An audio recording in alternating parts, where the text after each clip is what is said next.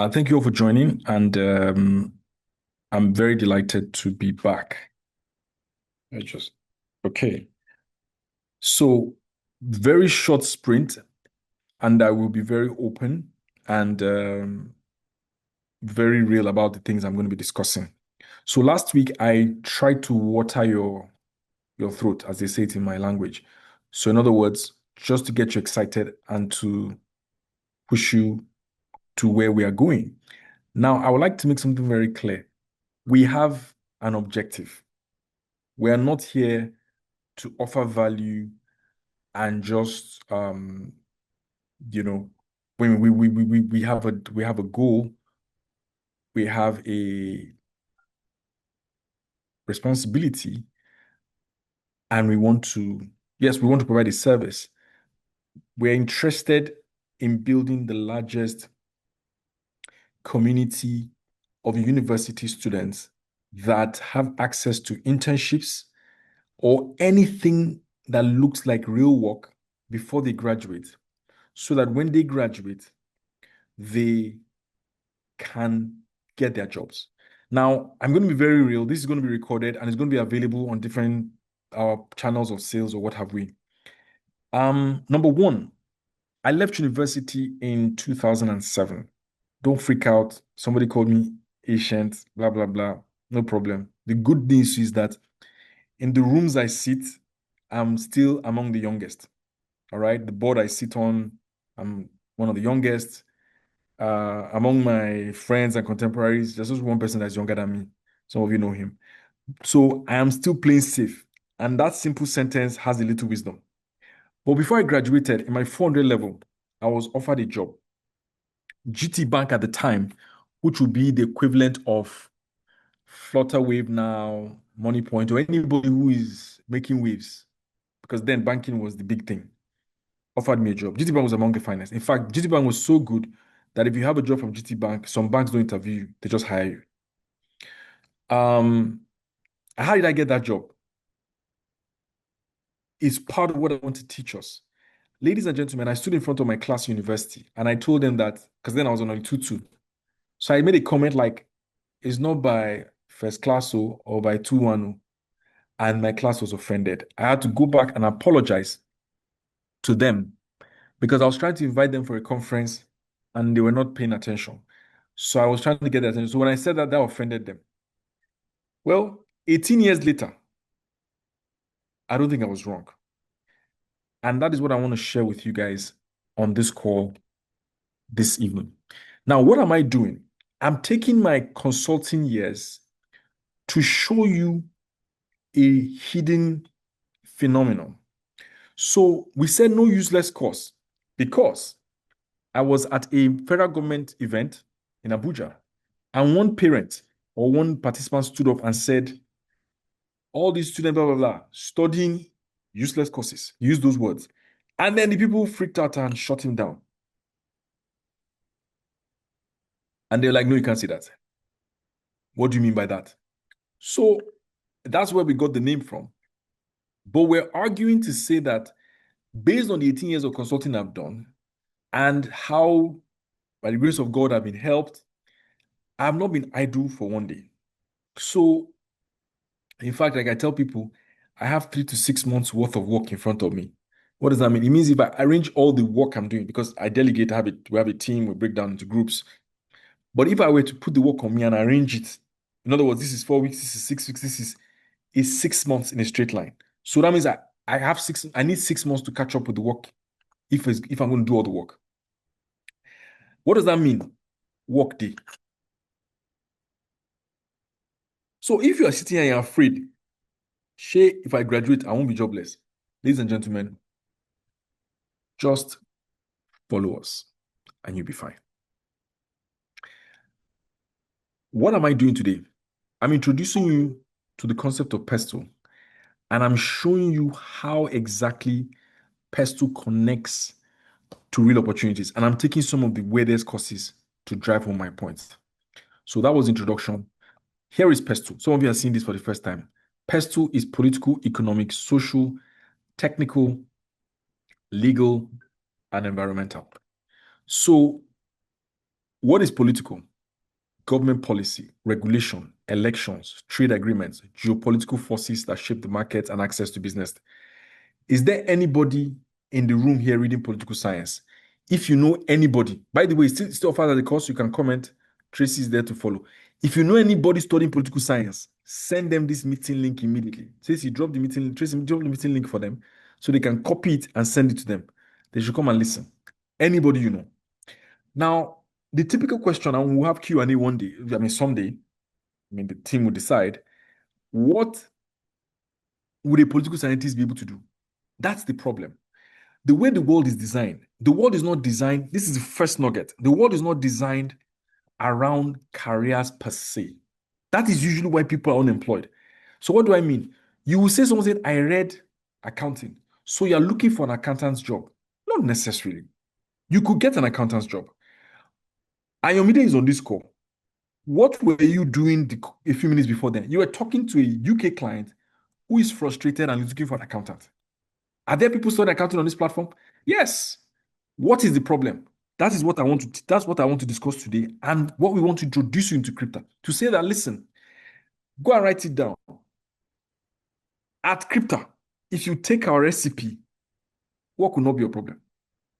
You heard me loud and clear. The worst that will happen is we'll hire you. So it's not saying I read political science. What is my option? It is, I read political science. What problems can I solve? I will explain. Economics, inflation, exchange rate, interest rates, GDP, growth, and consumer spending that drive pricing, investment, and strategic planning. Second nugget. First nugget I told you is don't look for a career title. Don't look for a role. Look for a problem. When I say look for a problem, look for a certain set of things you can do. Let me give you an example. Very random. You read English. If you can take very good notes, you can volunteer and eventually secure a job to provide what we call repertoire service. What's a repertoire service? A repertoire service is there's a conference. People have come. They've discussed. But the conference needs communique. The conference needs documents. The conference needs post-conference action. The conference needs a memo to the media team to communicate. That's why I say that's mass comm. Are you not overlapping? Not necessarily. English is the fact that you're supposed to be able to write well because there's composition and all that, depending on what you study. Sorry, depending on your major or what you are good at. But at the end of the day, if I enjoy writing, is it possible for me to provide that service? The answer is yes. So I was trying to explain to you that think of problem, not get one, not get two. Don't think again of one linear path. Think of a composition. So it is that I know politics, I know economics, I know sociology, I know technology, I know legal and environmental. I produce a fantastic executive assistant. Or I know them generally. Yes, I'm an accountant, but I work for an environmental impact assessment company. Bingo. So what it means is when we are having projects and I get to the interview as an accountant, I can have a conversation on the relationship between politics, EIA, and so on and so on. So here what they call right of way. What do you mean? In Lagos today, if you want to lay fiber cables, that's fiber cables are the cables you lay for telecoms, internet, all those things that, and although my internet is not working, you don't have fiber. If you have fiber, it will be very good because where I'm operating, I'm sure my network is good. There's fiber in this office.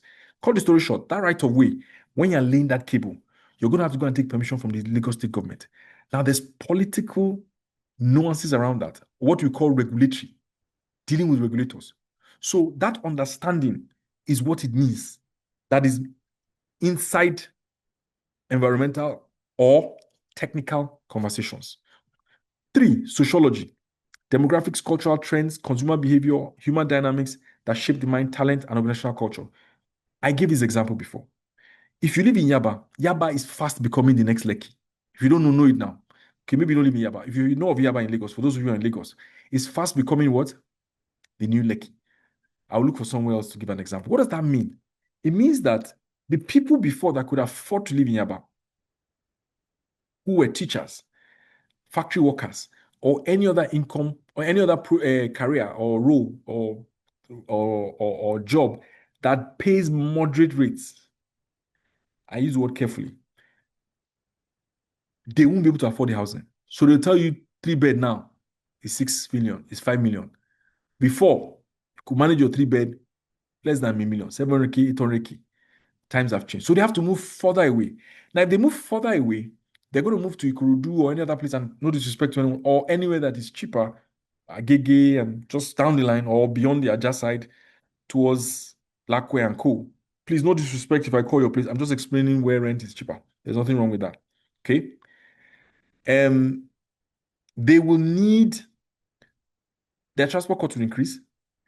It will hit their bottom line. Some of them will begin to resign or maybe to cope with their work or start to have what I call job stress. It affects the employer and the employer's ability to find talent, and it hits the bottom line and revenue. Are you seeing connection? That's a sociologist. I just opened a shoe company. Or sorry, I want to open a boutique. Where should I set up my boutique? Women fashion. I am the wife of a rich man and I want to set up a boutique. Where do I set up my boutique? A sociologist can advise me. Do I set it up on the mainland or on the island? In both cases, am I going to give housing to my staff? I'm going to be hearing excuses every morning. Two, where are my customers? Where do they stay? What are the dynamics of where they stay? Where do they buy? What's their reality? Their shopping patterns? It's a sociology conversation. Technology. Technology is innovation, digital disruption, AI, automation, infrastructure shifts that create competitive advantages, and the list is endless. I'm not thinking of technology as per computer science. I'm talking technology as per understanding all technical requirements on any role and responsibility. Whether it's actual tech proficiency, tech tools, basic, I can use project management tools, I can use productivity tools, Word, Excel, PowerPoint, that's at the base level. Or I understand it strategically enough to know how it impacts the bottom line and a business. I lost somebody. So if you're going to do project management and there's going to be a deploy of a technology solution like digitization, automation, technology is a conversation you need to have. You need to also understand aspect of technology, like apart from digitization, which is a major part, because a lot of businesses are analog or what they call paperwork. Technology has its own phenomenon. But there are now depths like AI, whether it's governance or policy, which nobody has figured yet, or regulation, the list is endless. So you can understand technology at different levels, from computer programmer to policy creator. Now, that policy creator may be a mix of your legal experience that you gathered and your general knowledge of Presto.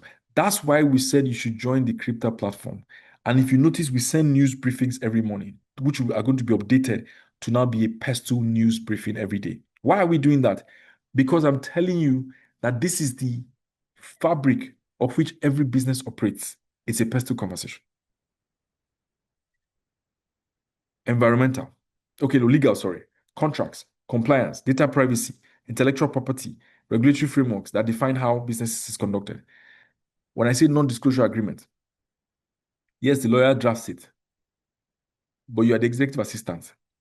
If you know at least what it means, you can do a quick review and a sweep, and you can advise you and say, I've looked at it, I understand the lingua. Now, there are people who are being on this call who are reading law, which is a very specialized field, but you know what's going on with lawyers. I mean, to be honest with you, we have more. I mean, let me be honest, and no disrespect to them. It's a red ocean. There are not enough solid law firms to take in and pay you well. So some people go to practice, some people go to industry. So lawyers, depending on where you work, earn moderate income. Some drop their legal one and explore other options. But what I wanted you to think about is that law presents a multidisciplinary, in fact, after law is a generalist is another generalist type of career. You heard me right. Why? Because depending on what aspect you practice, you will touch on everything. It's not as specialized as accounting or maybe what other course is very specialized. Maybe like computer science. Those are very narrow specialist. Medicine, very narrow and specialized. Nothing wrong with that, but they're highly specialized. But when you talk law, okay, corporate law, commercial law, you need to do some computational valuation, what's going on here and there, governance. It's a bit broad, not very total in generalist, but broad. What is a generalist? A generalist is anybody who can understand, because I need to quickly define that, anybody who can understand a problem statement and, if not directly solve the problem, contribute to solving the problem. So the generalist lingua is, what is your problem? I'll solve it. Meeting notes, repertoire service, project management for a conference in Landmark, market research for a new business, executive support for a foreigner that came to the country. That is generalist. And it's a very sought after role. If you're arguing with me, if you don't believe so, welcome to Kryptr. That's why you are here, to learn things you did not know you did not know. Environmental. Environmental here speaks of climate risk, sustainability mandates, ESG. ESG is not a thing. So a lawyer can say, well, I didn't get a job, but I can explore, become something ESG. That means I'm going to write stuff on environment, social responsibility, and governance. Sustainability, sorry, not social, sustainability and governance. Sustainability is a thing. My colleagues and I last year did what we called a sustainability, a monitoring and evaluation exercise for about 15 or 16 sustainability projects. So there's a large telecom company or company provider, service provider, who had 16 projects. Now, those are the kind of projects where you hear people, especially in Abuja, because in Abuja, one of the biggest industries they have is sustainability, aka NGO. So one of my aunties was rejoicing. My son got a job. Oh. Then he went to University of Maiduguri, and it was, he got a job. Oh, we thank God, in an NGO. So it was a big deal. So NGOs are like the NGO job means, and in dollars, you're working white people, and you work hard, but you're just managing IDPs, running around, just some kind of cool kind of looking work. No, I'm just speaking generally to explain the point. But it's a sustainability conversation. So a sustainability project is somebody pays for it, either a government, a corporate, and then the implementing partner collects the money, then goes to execute the project and reports impact. Now, an independent party comes and confirms if the 2,000 teachers they say they trained will be trained or were trained, sorry, and they got value for that training. That's M&E, monitoring and evaluation. I remember one of my friends one of our clients calling us from Abia for a project that we're part of. And they were saying, Emmanuel Tarfa, I need an M&E officer desperately. How much? They were throwing 500,000, 700K. Sharp guy, 1-2 years experience, blah, blah. They're just giving a list. Of course, as always, we didn't have to find to supply. Now, what am I saying? I have just indirectly displayed why we believe you cannot be unemployed. I need us to breathe. I want to hear comments on the comment section. Today I came different with a different energy. Okay. Just start to share your thoughts. What do you guys think? Is this news? Is this interesting? What are you studying? Drop it in the comment section. All your courses, your course and your level, 20 level political science, blah, blah, blah. Just because you're on the call, I may just breeze on your course. Because last week, some people asked for their courses and I couldn't respond. But what I just showed you is a phenomenon called pestle and how the interrelationship ensures and guarantees that you cannot be jobless. Brilliant. Guidance and counseling. I love this one. Let me take a stab at this one. Now, because brilliant, let me quickly run. I'm going to switch off my this chat and focus. Let's start with guidance and counseling. Guidance and counseling, what are your options? It's a brilliant opportunity.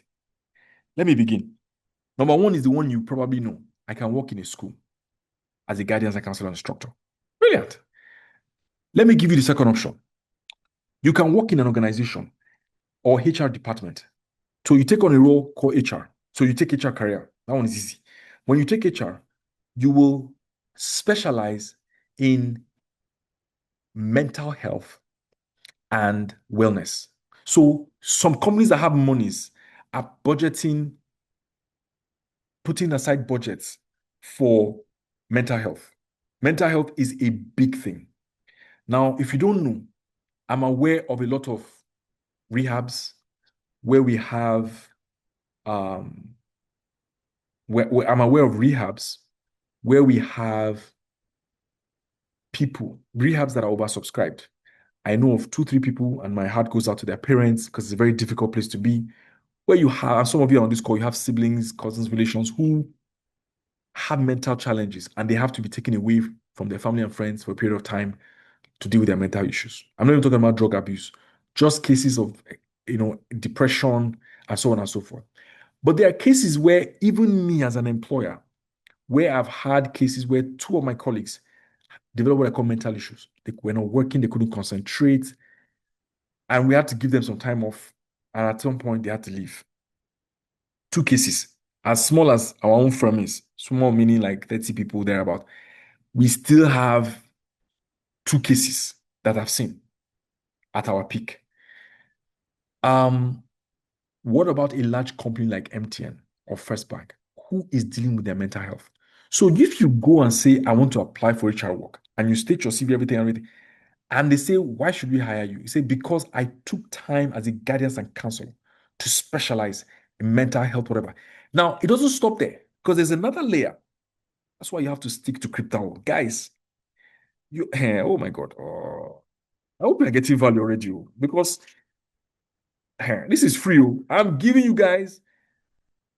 You see, this is why I used to fear God, because God is so big. And sometimes, because he's too big and too good, we take that for granted.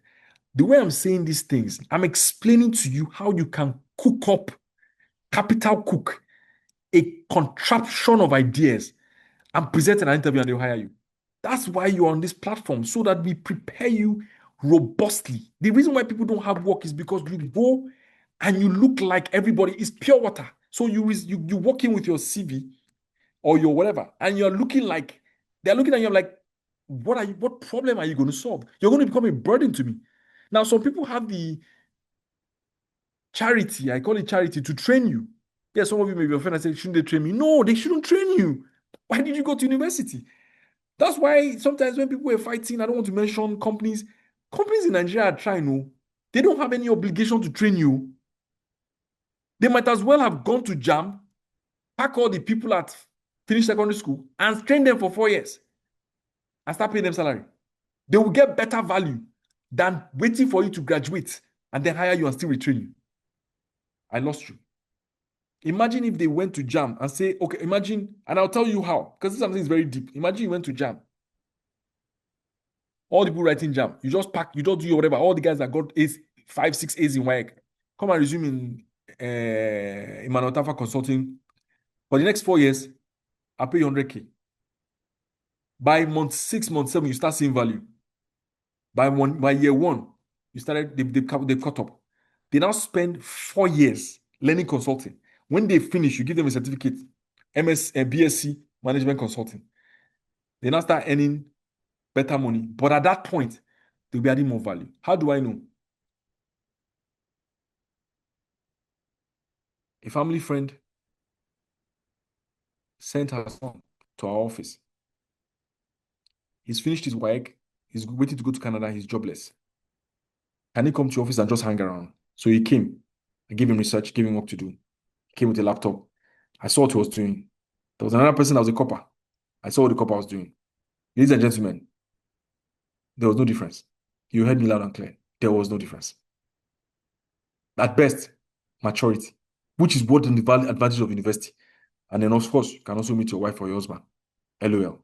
But the point is, it is not significantly different, because I need 3 years to get value from you if you graduate. So that means if you finish with economics and you join management consulting, I need at least 3 years for you to be able to sit in front of a client and do everything that is reasonable. Do you understand? So that's part of why we did Elite Campus, to cut that journey, so that when you come out, we can throw you right into the organization, because there are companies that are knocking and it's not as if we can respond. But come back to earth. I was talking about the nuggets. I gave you the first one. The second one, I didn't land it. But what I was trying to say is, don't think linear, think composition. That's why I use Pesto as the approved framework. Now, let me respond to the courses, guidance and counseling. I gave you a hint. I told you how, look at the way I weaved it. Because if you don't start thinking of your career like a startup, you will see the struggle. Because there's a concept of startups. Find the problem, solve the problem, scale, blah, blah. So I told you how. Now, you may say, Emmanuel, I'm not really interested in mental health type issues because it's a big thing. It's a problem. You don't just graduate to just go and do work. AI is now here, for goodness sake. We're even more threatened. So you have to think, what problem in guidance and counseling or related to guidance and counseling can I take on? So I gave you an example of mental health. Second one, you can be what I call a premium, listen to me, a premium advisor. All right? Please follow me. Sorry about that. I think it's a bit of a problem. I call it a premium advisor. What is a premium advisor? A premium advisor for families with troubled children. So you're not consulting for schools. You're consulting for rich people in Banana Island who don't have time to raise their children and they need private counselors. So you set up your sessions. So imagine you're able to crack it. Maybe you understand teenagers, which you learned from, I don't want to mention where, but that's a service. So you're not a music teacher. You're not a piano teacher. You're a guidance and counselor. Third option, you can work as a career advisor for universities, for as a private, either private or part of, or within organizations or HR firms. Three, depending on what you study, guys, if there's psychology in guidance and counseling, you can also become a profiler. You heard me loud and clear. There's something called profiler. What is a profiler? A profiler is someone that is able to match the specific person that can work in a specific organization. That means you need to be able to study organizational psychology and then reconcile it with the profiles of individuals. Then you can say, this is the person that can work in Money Point. This is the person that is beyond competence. Sometimes it's what they call culture fit. So you can build an algorithm that connects the behavior of someone to the organization that will fit them. Did I just lose you? Okay. Hope I'm not too advanced. Let me take international relations. That one is very easy. International relations is the problem of the world now. This fuel that is, this diesel that is 2K is international relations problem. If you understand international diplomacy, the Minister of Foreign Affairs, Tuga, that left, was going out and he said something. His ministry was starved budgetary wise. What does that mean? It means that we did not have budget. I mean, the ambassadors were just commissioned barely a year ago. I.e., in fact, a few months ago, just a few months to, so they're not going to do much. So what has Nigeria's international relations been looking like in certain countries? Do you know that international relations drives investors? International relations helps with perception. So there are nuances of international relations. Now, you may not, don't lose me here. And oh God, sometimes I hope I'm not. Sometimes I feel like I'm, okay. I hope you're following. Follow me. Donald Trump came in his first term and slashed the agreement between America and Iran, or the world and Iran. US and its allies signed an agreement with Iran that, all those stuff. Now, I listen on BBC special report because we subscribe to BBC on Kryptr. And I listened to the conversation, and they interviewed the chief negotiator. Listen to the title, chief negotiator of the Iran and US and its allies negotiation. And she explained the dynamics of that negotiation. Now, it's not that you will become chief negotiator. You'll probably be in your 60s when you get to that point, or in your 50s.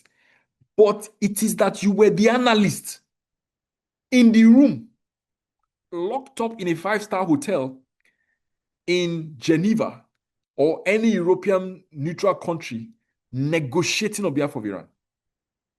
That's a job. All Nigerian embassies need diplomacy. You could work for large corporates that need diplomacy. in their e.g. MTN. So you can come up with a concept where you help MTN leverage democracy to manage the issue of taxes, regulation, and any other potential exposure it may have for operating an environment like Nigeria. Why? It's not a Nigerian company. Have I taken you on a ride? I'm showing you that for anybody on this call, listen, I'm not taking on courses like medicine. We kind of know that you are figured. You're okay. After spending 7 years, you're okay. Law, I just showed you small shakara. I didn't go deep, but I have some thoughts there. I'm taking courses that people have deemed subtly, what would you do with this? And I'm showing you the dimensions. Now, that doesn't stop you from reading guidance accounts and deciding to go into fashion. Nothing spoiled. That's fine. That's outside the scope of my presentation. But I'm telling you that you read something and you want to see the vistas, the frontiers, the range and the depth of what is possible. I'm explaining. Food science and technology. That one is very easy. From packaging, we have several clients that are struggling to figure it out because it's food. You said it's food science and technology. Number two, do you know you've been hearing gist that if you wrap your hot semo in plastic or moi moi in nylon, that is not good. Plastic. Question, but your GP tank outside is plastic. Okay, what is the relationship between plastics and food? What packaging options? Some of you have been hearing of the terrible cancer rates that have been going on. My heart goes out, I've lost. Why is the cancer rates rising? It has to do with our food science. Yes, well, there's diet, what we eat, but we also have a lot of contamination. I mean, you've heard the stories of rotten food in. We don't store food. Nigeria loses a lot of food. What are the alternatives now that alternative energy is becoming cheaper, or renewable energy is becoming cheaper than grid and the likes of coal and coal? How do we begin to preserve food? What are the options? So you can work for ShopRite. You can work for Ibanon. You can run your own shop. You can consult and advise. You can advise estates on food preservation, technology, and the interaction between our modern lifestyle and food. So you can start taking materials and packaging and recommend to restaurants to insist that you cannot use this to package because so you can see that it doesn't look easy. Of course, nothing is easy, even if you want to be a computer programmer or any other thing that are throwing at you. No job is easy. I think I should have added as nugget number 3. That in all these things, you're going to work hard. The problem that most of you had is that with the hard work that you have, it doesn't amount to anything. That's why we're coming to give you knowledge and wisdom to say there are dimensions within every course that have real problems you can solve.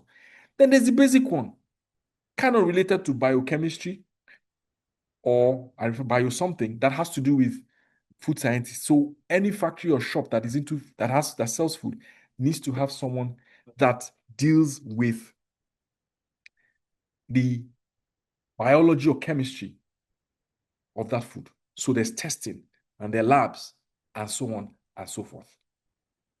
I can go on and on, but I'm showing you dimensions. Let me take one more. Statistics. That one is easy now. That's what they repackage nicely and they call it data analytics. It's an endless opportunity for any problem to solve. I can go on and on. You can start doing statistics. You can do studies, independent studies, and share. You can work in a consulting firm. You can work in a macroeconomic firm. You can get a consulting job by saying, I'm going to be your data analyst. Day one. The problem with people that don't understand is that you need a lifetime to learn on Kryptr because I can't start talking. But there's something called foundational fundamentals. And those fundamentals are largely tied to what is taught in primary and secondary school. So in other words, all the data analysis that they go and learn, when they come out, it comes down to the fundamentals and basics of saying, these are my sales, these are my customers, this is the average revenue sales by customer. What does this data mean? Mean, mode, median, and we begin from there. You can start from your maybe little church, little association, where you just walk into your pastor and say, Pastor, we have 100, I want to run statistics for this church.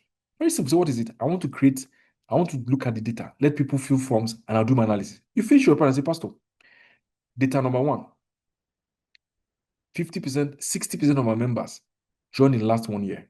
In other words, we're either growing or we're churning fast. Your pastor has your attention. You just sit up. Number two, 60% of the members of our church are women. What's the implication?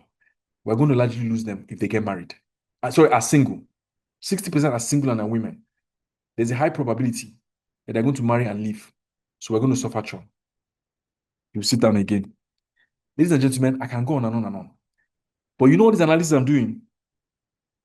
It was one of my projects in 2009. I still remember on that, somewhere in Antony or near Maryland, that intersection where that GT Bank is, I sat on an empty roof. Sorry, on a church that was being renovated on the roof because they were building like a two-layer. So on the roof, they was just decked it. It was an open space, myself and my boss. And I was presenting the church survey that we did for them. And the pastor sat down there very keenly, very interested, and he was listening to the analysis. That church is now, I'm not saying my statistics are really big, but I remember every time I passed that church, I would just smile and say, when you're building, I was on the roof showing data. I just pick church random. You could do companies, large companies, help them with it. You could support HR managers. HR managers don't like maths. So you can help them. Let me do your data. You do employee survey. Let me help you present factual things. By the time you finish the survey, you have recommendations like staff boss, shared menu, shared food, and so many other things. But you see, you cannot learn it alone. You still have to mix with economics because of your unit economic analysis and your use of Excel. And you also need to mix it with sociology because of behavioral sciences. Are you seeing the dynamics? Ladies and gentlemen, my time is up. One more and I'll close. Industrial chemistry. You're still 100 level, so stick around Kryptr. Microbiology, refer to food science. I'm sticking to Kryptr. Nice one, Ember. Environmental suitability, that one we talk am now. Radiology and radiography. Radiology. That one is easy too now. It's medicine. You operate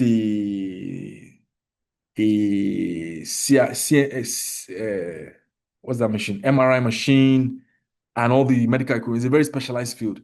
You cannot be jobless. Computer science, that one. Just stick to Kryptr. Philosophy, that's my last one. Let's talk. Philosophy. Philosophy is deep.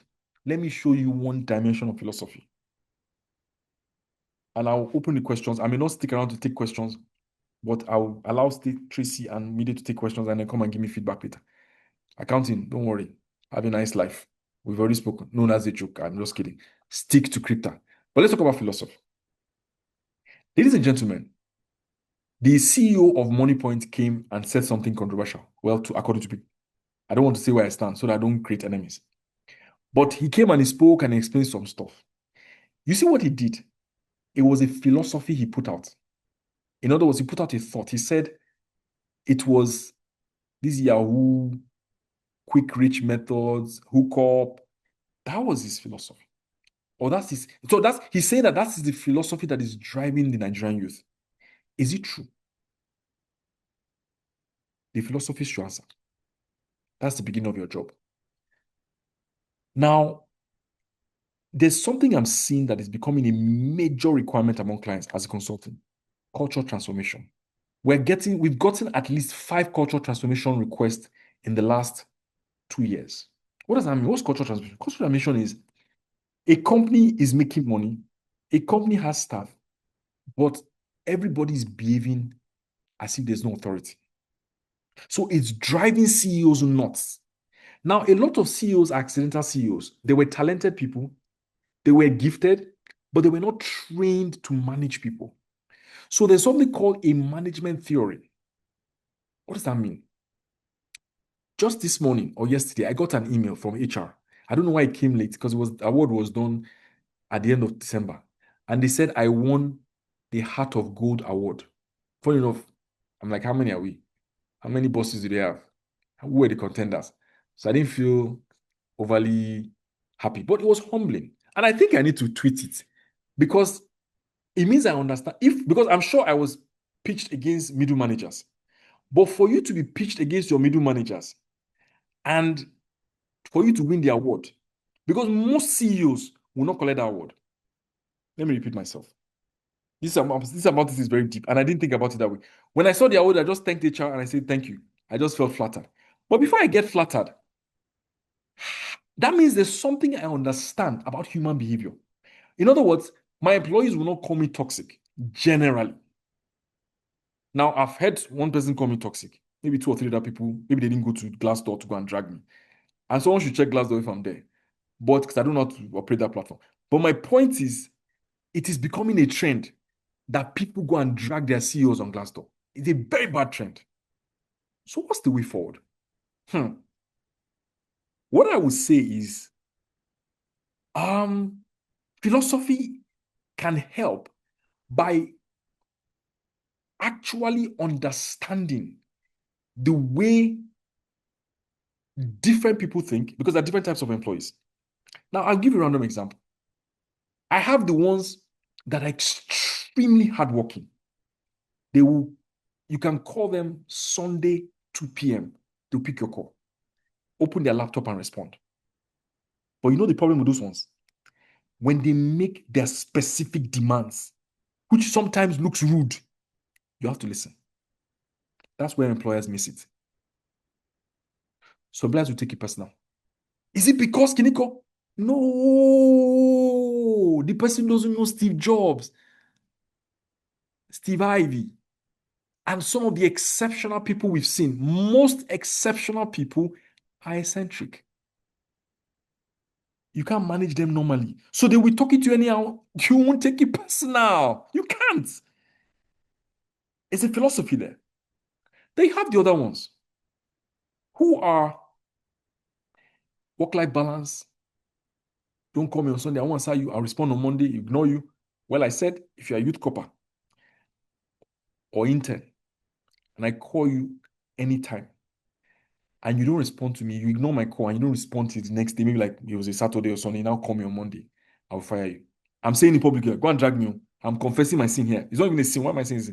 I'm saying that to get your attention, to say that I think it's a privilege for you to work with me.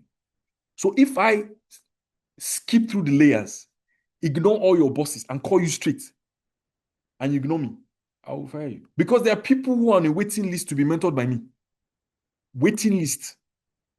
And I say that with all sense of humility. Then you that are doing internship, I'm calling you, ignoring me, say because you know you're Sunday, that you've not started your career, then I don't want to work with you. I don't want you to be in my environment.